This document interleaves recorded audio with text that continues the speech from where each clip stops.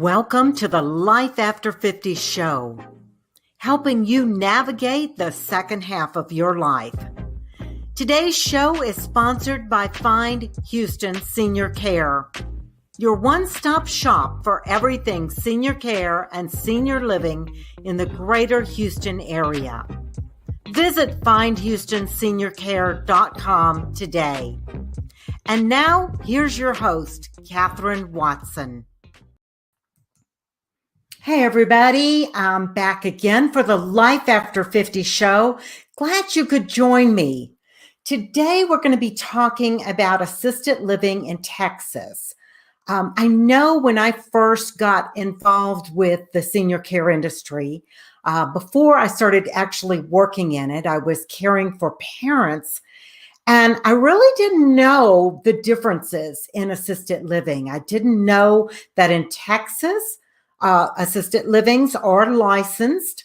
If you have more than 3 beds in your community or facility, you have to have a license. Now, that doesn't mean that everybody does, right? So you've got to understand and know the rules and do your homework. If your 3 beds or under, you do not have to be licensed. They're really typically referred to as personal care homes. But today we're talking about assisted living and what the difference is. So you've got in Texas, you've got 2 types of assisted living license. You've got a type A and you've got a type B. Mostly what you're going to find is the type B. And really it's the one that has the most value, I think. As seniors age, sometimes they have physical or cognitive difficulties. And type B says that if somebody needs assistance in an emergency, whether it be physical assistance or mental assistance, maybe they need to be directed, maybe they need to be guided to the door to move out of the facility, say there's a fire going on or something. You have to be able to do this. If you're in a type A assisted living, you have to be able to physically and mentally get yourself out of the facility if there's an emergency without any assistance at all. Okay, so that's kind of the basic difference between type A and type B.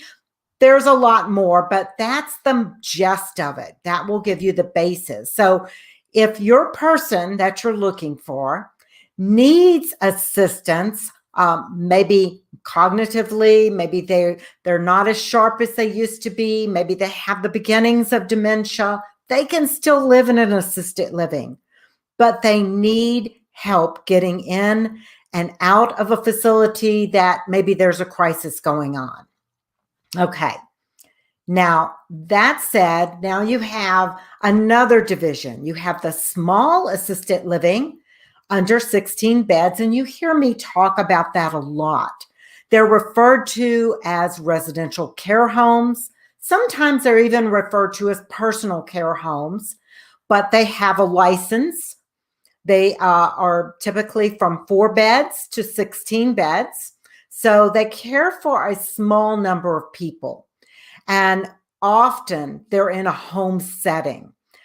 Some of the larger ones, the 16 beds, they may have actually built a facility with a home-like feel to it. But most of them are going to be an actual home that was redesigned and to accommodate people with physical limitations. So the showers, they'll have a roll-in shower for somebody who is in a wheelchair or on a walker to get in and out of the shower. They have round-the-clock care, just like you would in a nursing home, 24/7. They have someone there.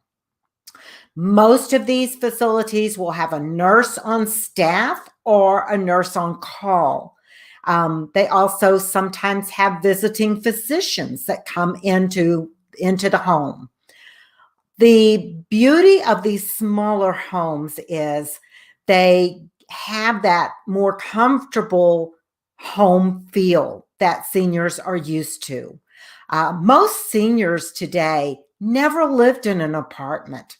They lived in a home all their life, and to go into an apartment feel is strange for them sometimes. So a lot of times a small assisted living is a better fit, but not always. Okay. Now the large facilities are over 16 beds. And there's lots of these around. You see them in every area of Houston, all over.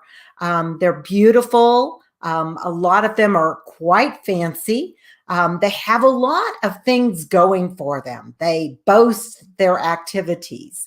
That's one of the things that they usually have a designated activity coordinator that has a whole schedule of things that'll be done. They may have a swimming pool. They usually have a big, huge dining room.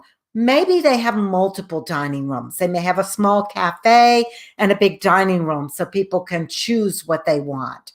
But typically meals are done at certain times and the residents all eat together at those times.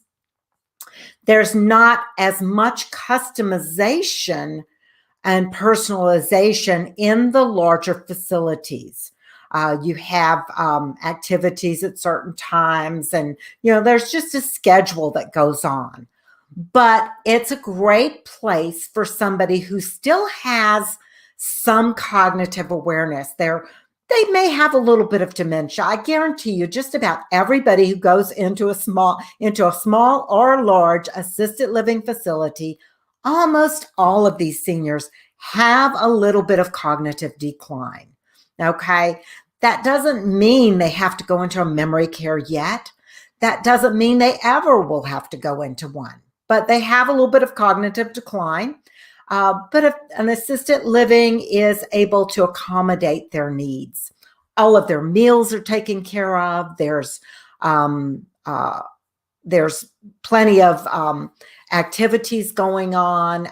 In the larger facilities, they even take trips. Most of your small assisted living homes do not take the residents out on trips. Now, some do. There are a few that do, but most of them do not take them out on trips. In the smaller assisted living under 16 bed homes, it's usually people that need a lot more assistance than in the larger facilities. An example was my mother-in-law. She had rheumatoid arthritis. She really couldn't get around. She was pretty much to the point where she absolutely had to have a walker, and a lot of times she needed that wheelchair. So she needed physical assistance. She also had a lot of cognitive decline. So she would forget sometimes that her legs didn't work and try to get out of her chair.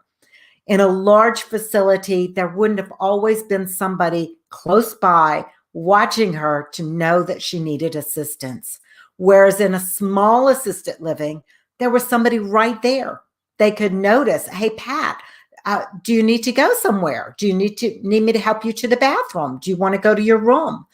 They were there to help. So that's kind of the differences. And you have to really be honest with yourself when you're looking, say, for a parent or a spouse. What do they really need? What can they really do?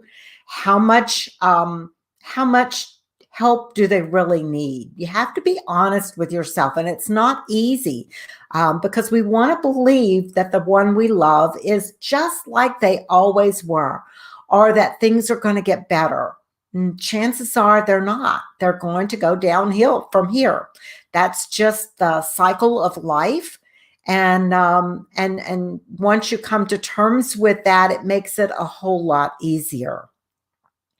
So a lot of people ask me, which is better, small assisted living or a large assisted living community?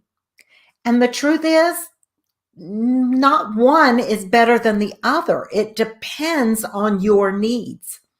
If, for instance, you've got a pretty active person, but they have maybe some physical problems, they need 24-hour care, maybe they've got a little bit of cognitive decline, and they need to have somebody around the clock to care for them. You want them in an assisted living, right? An independent living wouldn't work because there's not somebody there all night. So in an assisted living, you're going to have 24/7 care. So there's always going to be somebody there that they can call on to help.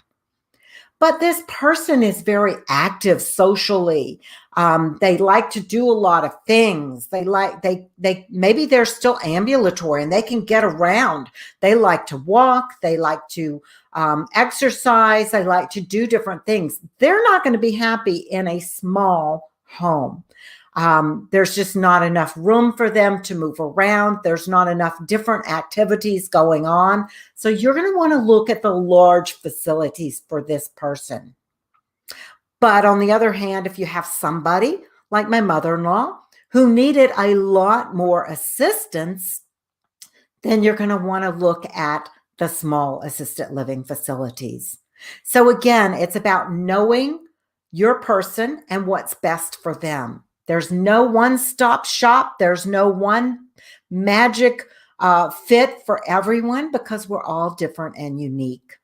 And remember, if you're looking for an aging parent, think about what their likes and dislikes are, not what you like and dislike, okay? How have they been living their life?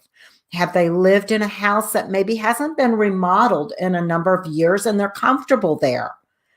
Moving them into a very upscale environment might not feel so comfortable. They might want a more homey look. So take that in mind.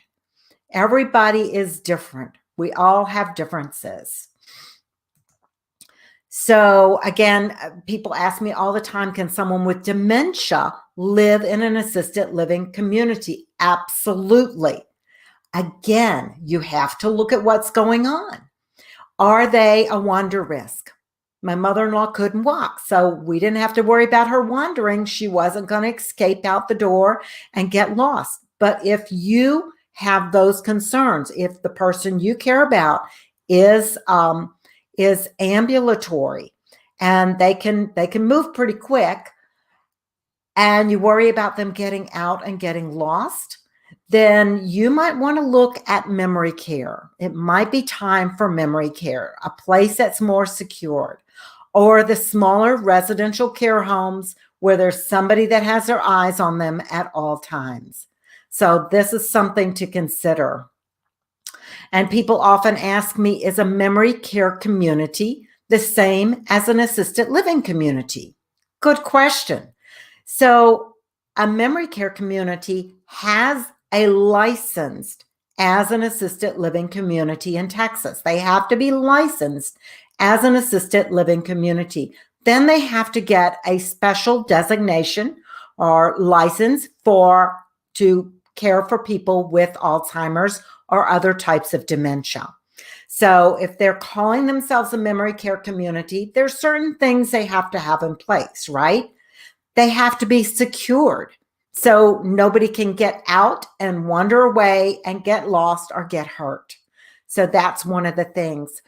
Memory care communities usually specialize in programs that are designed to help the person who has cognitive issues. If you have someone with dementia that is having a lot of personality changes, they're getting very angry, they're not communicating well, they might be a better candidate for the memory care facility. If, on the other hand, mom is just forgetful, she doesn't remember to take her medicines, which is a big issue, but otherwise she's pretty okay. She gets along with people. She doesn't have a lot of mood swings. She's not violent, and she's not at risk for wandering. Then she'll be perfectly fine in an assisted living community. So again, know your person. Be honest with yourself about what they can and can't do and what the concerns are. And that way you'll know how to pick what the best place is. So, whoops, we already did that one. So how do you find a small assisted living home near you. Now, it's easy to find the big facilities. They're flashy, they're big, you see them when you drive down the road, and they're usually advertising all over the place because they have big budgets to be able to do that. A lot of these are national companies, and they advertise on TV, radio, newspapers, internet. They're just everywhere. But the smaller ones, they don't have the budget that these big facilities have. So they're a little bit harder to find because they're tucked away in the back of a neighborhood somewhere, and people don't know how to find them. So I put together what I call the care home list. And a lot of you have heard me talk about my care home list. And the care home list allows people to find residential care homes in their neighborhood. So it's listed very easily by areas. So if you're in Pearland, or if you're in the Woodlands, or wherever you are in the greater Houston area, you can search by that area. Do I have all of the homes on that list? No, absolutely not. There's no way I can get out there and see all of these homes. And I do like to view the homes and know what kind of home I'm referring people to. That said, it's still important that you do your own due diligence. Do your research. Make sure that you're moving your mom or your dad or your spouse into the very best care you can. The FindHoustonSeniorCare.com, the care home list, is designed to help you have the first start. So this is the best place to start your search.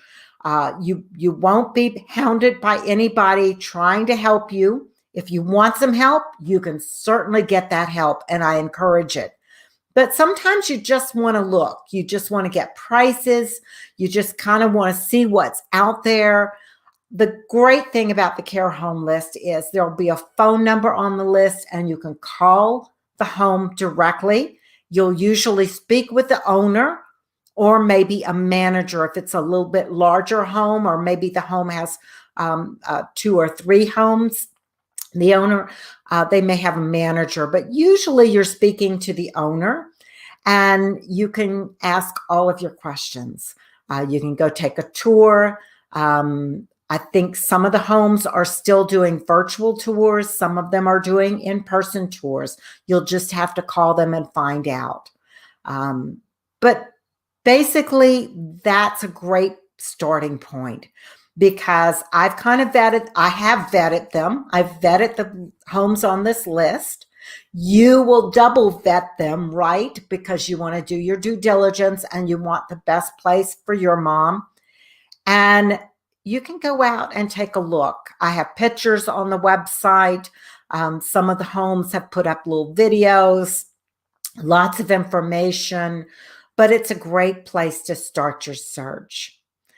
So I hope this has been helpful. I know when I was looking, when my mom and my mother-in-law started needing assistance, I didn't really know where to look.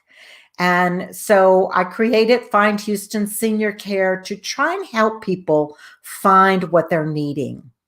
So again, it's Find, F-I-N-D, HoustonSeniorCare.com/the-care-home-list, and find the home that's best for you.